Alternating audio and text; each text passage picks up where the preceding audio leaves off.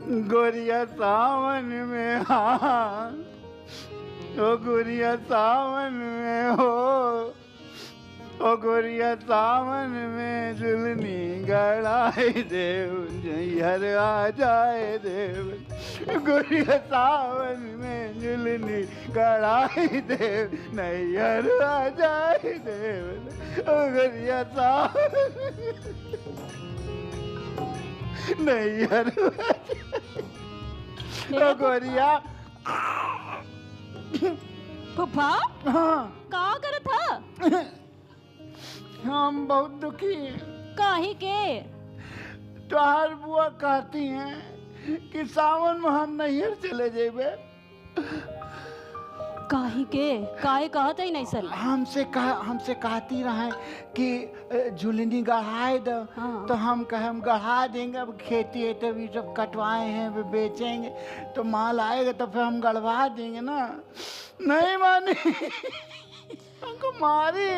अरे मोर माई तो के मार दीन। हाँ तर हम बुआ से बात करब ना, तू हाँ। काहे घबरा था? हाँ। ये कैसे ना मटकी उठ के लेके घूमा था? हमसे कहेंगे जाओ कुइयां पानी ले आओ, बर्तन धो। अरे छोड़ा, चला हटा। देखो प्रोग्राम शुरू हो गया बा, वापस से तू हुआ था, सब दर्शक लोग आए बाड़न। हाँ? तब टीवी चलो, उठा उठा उठा उठा, चलो उठा, जल्दी तैयार हुआ। असुआ असुआ पोछा कुल, देखो कब से सब लोग तैयार बाड़न, 9 बज गइल बा, सब आ गए बाड़न। हाँ तनी मुस्की आए दा।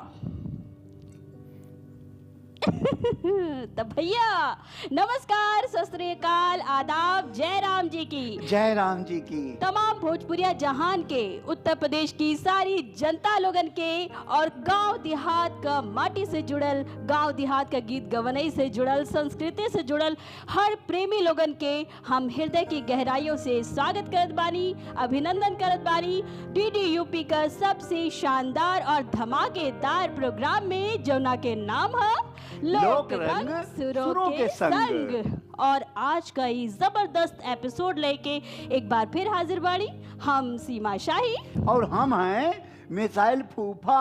हाँ तो फूफा देखा, आज देखा गीत गवनई का मंडली जम चुकल बा, एक से एक कलाकार के देखा चमकत है नहीं। अरे हाँ हाँ, तो हम तो कहा भाई जनता लोगन से कि भैया आप लोग भी सब लोग टीवी खोल के तो बैठ गए हुई हैं। हाँ। तो हम तो कहा बल्कि कुल गांव जवार के बुलाए ला, बैठाए के एकदम देखा। हाँ। काहे से कि हे देखा फूफा, जब पुरान के टाइम में जब एक जने के घरे टीवी होत रहा तो कुल गांव जवार के लोग बैठ जात रहे ना।